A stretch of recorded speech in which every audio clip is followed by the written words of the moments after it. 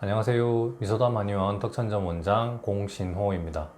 위장병 때문에 발생하는 두통이 있습니다. 두통이 위장병 때문이라고 하니까 이상하지 않나요? 하지만 의외로 많습니다.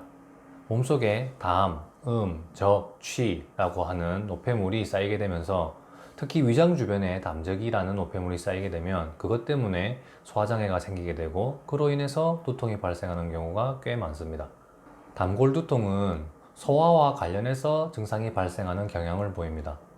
대표적인 게 체했을 때, 과식을 했을 때, 소화가 안 되는 밀가루 음식과 같은 것을 먹었을 때 두통이 심해지는 경향을 보인다면 담골 두통을 의심해 볼 필요가 있습니다.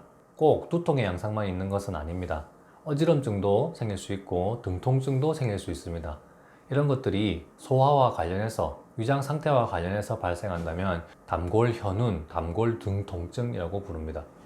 보통은 신경성 두통이라고 진단을 받고 내원하는 분들이 많습니다.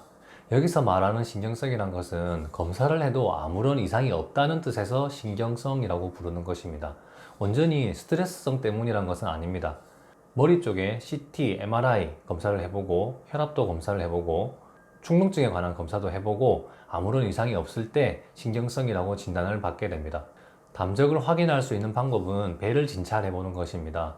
복진이라고 하는 것인데 배를 진찰했을 때 딱딱하게 굳어 있는 부위가 있거나 살짝 눌렀을 때 불편한 부위가 있다면 담적이 있음을 의심해 볼 필요가 있습니다. 배를 진찰했을 때 굳어진 부위가 있고 그리고 소화 상태, 위장 상태와 관련해서 두통이 발생 또는 심해지는 경향을 보인다면 담적병을 강하게 의심해 볼 필요가 있습니다. 두통이 위장 때문인 만큼 위장병을 치료하게 된다면 두통의 정도도 줄어들게 됩니다. 그리고 위장을 악화시킬 수 있는 요인들을 줄여나가야 합니다.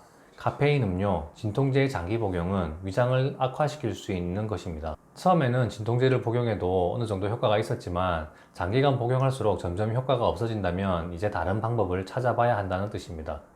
커피, 녹차와 같은 카페인 음료도 위장을 나빠지게 만들 수 있는 음식 중에 하나입니다. 하지만 카페인 중독이 되어 있는 분이라면 단번에 음료를 중단했을 때 카페인 중독 때문에 나타나는 금단 현상으로 두통이 발생할 수도 있습니다. 이런 분들은 단번에 카페인 음료를 중단하는 것보다는 천천히 복용량을 줄여나가는 것을 추천합니다. 소화가 잘 안 되는 음식이 밀가루 음식도 줄이는 것이 좋습니다. 그 밖에도 과식, 폭식, 야식 이런 습관들도 교정을 해야지만 담적병을 완전하게 치료할 수 있습니다.